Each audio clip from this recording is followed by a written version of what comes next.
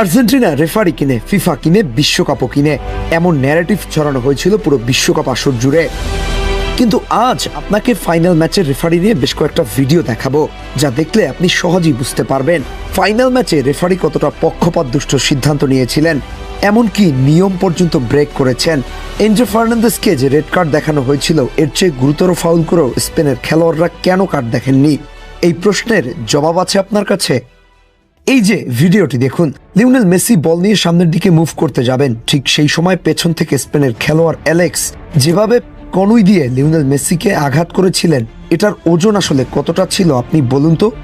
যারা ফুটবল খেলে কিংবা কম বেশি বুঝে তারাও বলবে এটা হলুদ কার্ড পাওয়ার মতো ফাউল ছিল, কেননা অ্যালেক্স পুরোপুরি জিনিসটা একেবারে ইন্টেনশনালি করেছেন, অথচ রেফারি শুধুমাত্র এটাকে নর্মাল একটা ফাউল হিসেবেই দেখলেন। এবার এই ভিডিওটা দেখুন, মার্ক কুকুরেয়া মেসির সামনে দাঁড়িয়ে মুখে হাত দিয়ে মেসিকে স্লেজিং করছেন।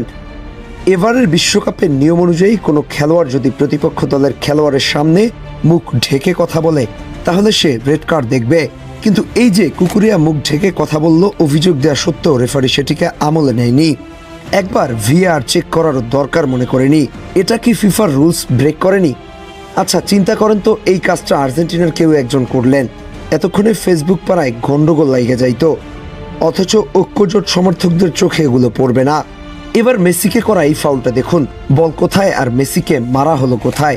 আচ্ছা, এই ধরনের ফাউল কি হলুদ কার্ড দেখার যোগ্য ছিল না, নাকি সেদিনের জন্য সবকিছু চোখ এড়িয়ে গেছে?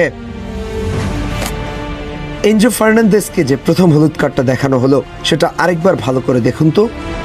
ও অফ দ্য বলে রান করে সামনে যাওয়ার চেষ্টা করছিলেন, সামনে থাকা খেলোয়াড় বাধার সৃষ্টি করলে কিছুটা বডি চ্যালেঞ্জ দিয়ে সামনে এগিয়ে যাচ্ছিলেন, শেষ পর্যন্ত ওর গায়ে লেগে মাটিতে পড়ে গেলে ফাউলের বাঁশি বাজায় রেফারি, আর তাতেই কিছুটা ক্ষিপ্ত হয়ে পড়েন এনজো ফার্নান্দেস, আর তার ফলস্বরূপ দেখানো হলো হলুদ কার্ড।